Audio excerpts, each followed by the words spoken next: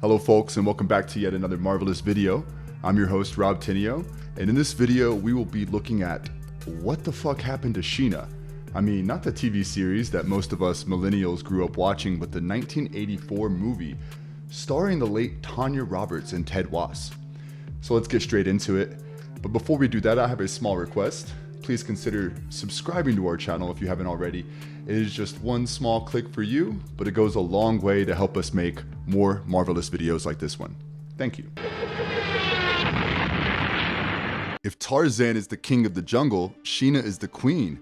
That's right, the 1984 action-adventure superhero flick is also called Sheena, Queen of the Jungle. And when I was asked to do a script on what the fuck happened to the movie, I sat through almost 2 hours of the not-so-torturous movie. I remember watching the film in bits when I was just a kid. Obviously, I didn't get to see Tanya Roberts in all her glory bathing under the waterfall because I'd watched it on TV. But that's not what I'm here to discuss. I'm here to tell you how the film was made and what the fuck went wrong with it. So, right off the bat, let's begin with the movie's plot. The movie is about a girl named Sheena who gets orphaned as a toddler when her geologist parents, who are investigating a miracle healing Earth in Africa, get killed in a cave-in inside the sacred Gajara Mountain. A native Zambuli woman named Shaman tells her people that the kid is the prophesized golden child of the gods who'd rise when the sacred mountain cries, and renames her Sheena, Queen of the Jungle. Shaman teaches Sheena about the jungle and how to talk to animals telepathically. Meanwhile, the Zambuli land is a part of the kingdom of Tagora that is under the special protection of King Jabalani.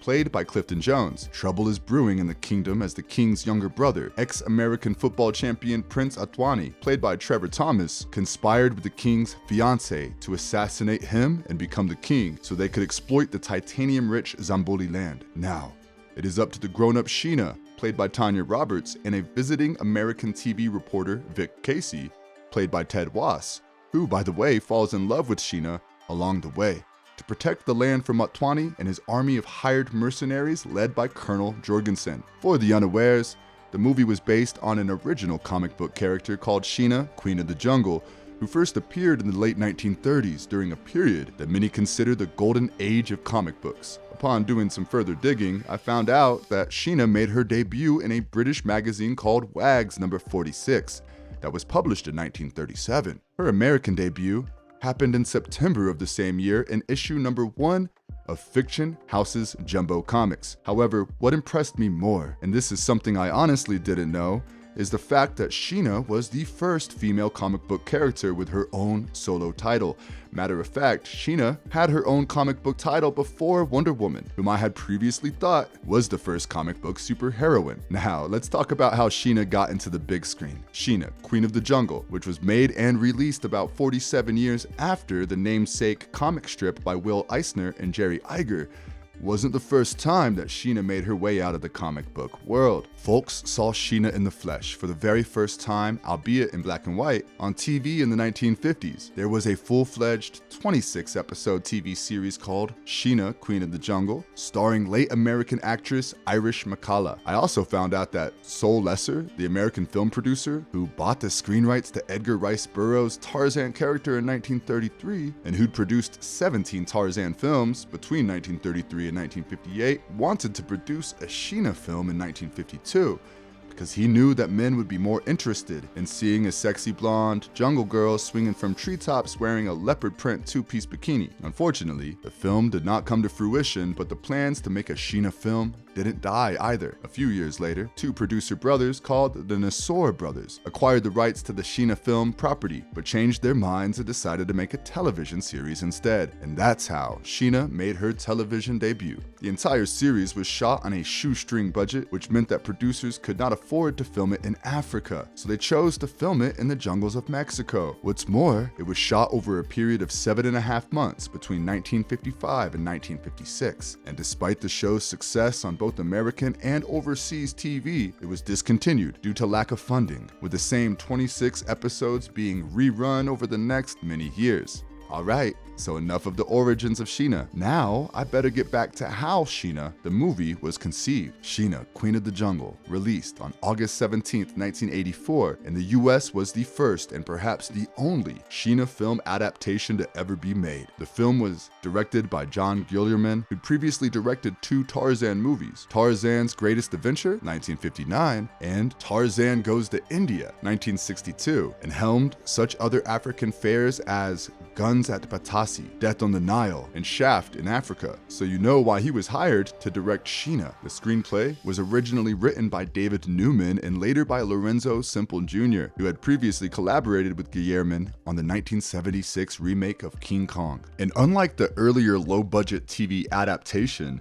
the film's production companies, Columbia Delphi Productions and Cole Gems Productions, gave producer Peter Aratau $25 million to play with, which meant that he could afford to shoot it in Africa and get big stars on board, and that's exactly what happened. The film was almost entirely shot on location in Kenya, and the makers were intending to make the Sheena film with Bo Derek in the title role and Harrison Ford as the male lead. This is interesting because Bo Derek had already starred as Jane Parker in Tarzan the Ape Man in 1981, and Harrison Ford was riding high on the success of Indiana Jones. I wonder what would have happened to Sheena, Queen of the Jungle, if they'd starred in the film. Meanwhile, Rachel Welch was said to be the original choice to play Sheena when the film was first developed during the 70s, and Jodie Foster was also being considered for the role, but she backed out since she was in college. Ultimately, the makers played a gamble by casting Tanya Roberts, who had previously done just a couple of films but was famous for her role in Charlie's Angels, and whose next film was going to be a James Bond flick with Roger Moore called A View to Kill. But before I tell you more about the film's plot, here's an interesting detail that I am sure you must have noticed in the film. If you look closely, the zebra that Tanya Roberts rides in the film is not actually a zebra, but a pony wearing zebra makeup, which also reminds me one of the key elements of the film was the wild animals, and it was up to veteran animal trainer and coordinator Hubert Wells to make sure that animals performed according to the needs of the script, and to ensure the safety of the cast and crew working with these animals. So it's pretty obvious why they got painted horses to play the zebras. I mean, who would risk putting their female on wild zebras? Also, several trained animals were flown to Kenya from Hollywood for the film, which proved to be both a logistical problem and a problem for the animal trainers, who had to ensure that these Hollywood imports were not harmed by the wild animals that roamed freely around the set, which also reminds me of another interesting piece of trivia I learned about the film. Apparently, some wild animals tried to invade the movie's set more than a couple times, and they had to install armed guards around the set to protect the cast and crew. But despite all this, when the film was released, it failed to connect with the audiences and underperformed at the box office, earning just under $6 million worldwide. This was a huge box office disappointment considering the film's substantial $25 million budget. Sheena, Queen of the Jungle, proved to be one of the biggest box office duds of 1984, and it was due to many factors. The first one being the film's critical reception. You see, most of the film's reviews were negative, with critics like Gene Siskel and Robert Ebert giving it 2 thumbs down on their television program. At the movies, the film was bashed left, right, and center for its portrayal of nudity despite its PG rating. In fact, it is one of the rare modern PG-rated films to feature extended full female nudity. In the words of Robert Ebert himself, it's probably the only PG-rated movie that will play continuously on the Playboy channel. You see more of Tanya Roberts than you did of last month's Playmate. And if that wasn't enough, the reviewer duo listed Sheena as one of their stinkers of 1984. Meanwhile, several film critics and historians said that the film failed because of its poor script. For instance, film historian Leonard Maltin had this to say about the film. Tanya definitely swings as the comic book Jungle Queen, but Mother Nature forgot to endow her with a good script. The movie's underperformance at the box office and its mixed critical reception were reflected in the 5th annual Golden Raspberry Awards held on March 24th, 1985. In Hollywood, California, where it was nominated for 5 Golden Raspberry Awards, including Worst Picture, Worst Director, Worst Screenplay, Worst Musical Score, and last but not least, Worst Actress for Tanya Roberts. However, the film did not go on to win a Razzie in any category. However, Sheena, Queen of the Jungle, is listed among the 100 most amusingly bad movies ever made in Golden Raspberry Award Founder John Wilson's book, The Official Razzie Movie Guide, enjoying the best of Hollywood's worst. The film also has a dismal 11% tomato meter score on Rotten Tomatoes based on 9 critical reviews. But what was considered bad in the 80s is considered cult in the modern era. Sheena, Queen of the Jungle did find some cult success on home video and DVD, and since the many consider it a cult film, despite all the negative reviews. Another factor that I feel affected Sheena's success at the box office was the fact that the film was released in the same year as Greystroke, The Legend of Tarzan, Lord of the Apes, starring Christopher Lambert, which ended up making $45 million at the box office. The film's unsuccessful run at the box office had a domino effect on Tanya Roberts' film career. The late actress, who had previously feared being typecast as a television actress for her most famous role in Charlie's Angels, wanted to do more films post-Sheena, but saw her career stall post the film's failure. After Sheena, Roberts just got one shot at movie fame for being a Bond girl. She played Stacey Sutton in Roger Moore's James Bond movie, A View to Kill, in 1985, and that was it. Her career went downhill from there, and she started getting roles in B-movies such as Body Slam, 1986, Twisted Justice, 1990, and Inner Sanctum, 1991. And her typecasting woes reappeared as she shifted to TV with shows like That 70s Show, and did some voice acting work until her death in 2021. Aged 71. While writing the script, I happened to watch a video of the actress recalling her time in Africa. She said that she agreed to play Sheena since she had previously played a similar character called Kiri in the 1982 sword and sorcery film, The Beastmaster, which by the way also features her nude bathing scene and the film's main lead talking to animals. She saw the film as a very commercial project, and she heard all about the film about 3 years before she was cast. She also said when she heard David Newman's script, she thought it was fantastic. However, she was scared that the film wouldn't be completed, as it kept being pushed back after she was signed. But it was really just the logistics issue, since they were shooting in Africa. Which brings me to my next trivia point. According to the film's animal trainer and coordinator, the makers had to fly an elephant, a rhino, 5 lions, 4 leopards, 5 horses, 4 chimpanzees, and 16 birds from Hollywood, which was probably the largest shipment of animals to Africa for a film. Just getting all the necessary permits to bring them in and out of the country was a superhuman task.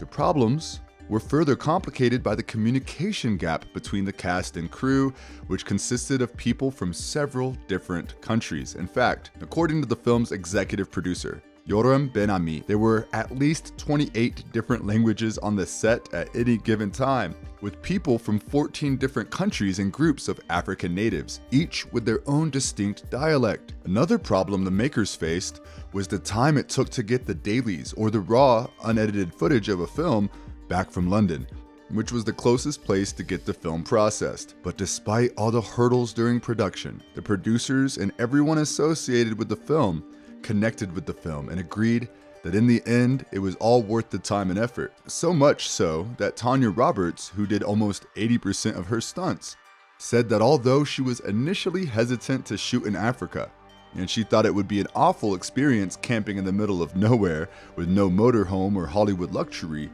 it was the most fun she'd ever had on a set. While the cast and crew had fond memories making the film, it didn't ultimately live up to the expectation.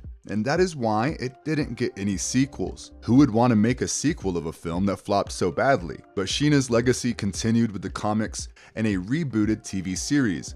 Around the same time the film came out, Marvel Comics released an adaptation of the film in Marvel Super Special number 34, written by Carrie Burkett. The issue follows the story of the film very closely and expands on the character of Fletch. There are also some newer editions of the comics published by Devil's Due, with the latest version published as late as 2012. And like I mentioned earlier in this video, there's a Sheena TV series which aired 16 years after the movie. The series starred Jean Lee Nolan as Sheena and lasted 2 seasons for a total of 35 episodes that ran between 2000 and 2002. Oh, and if I could recall, there were rumors of a reboot of the film, which was supposed to be released in 2017, but those rumors fizzled out and so did the remake. As of late 2025, we're yet to hear something on Sheena being remade. Hopefully one day we will get to see Sheena, Queen of the Jungle, on the big screen again. But for now, it's time for our marvelous verdict. If you were to ask me if I enjoyed watching the film after such a long time, I'd say yes. Despite all the visually spectacular movies that we see these days, there's something about films from the 70s, 80s, and 90s that strikes a nostalgic chord in my heart. Of course, Sheena was not perfect. The script could have been better, the dialogue was basic, and the editing was choppy. But that's the beauty of it. I liked the film for its flaws. I liked its musical score, especially the memorable end title theme composed by Richard Hartley. Overall, I found Sheena, Queen of the Jungle, to be not as bad as its reviews had me believe. Having said that, what are your thoughts of Sheena, Queen of the Jungle? Have you watched the movie? If so, then tell us what memories you have of it. Oh, and don't forget to hit the like button if you enjoyed this video. That keeps me motivated to make more marvelous videos like this. Until next time, stay safe, everyone.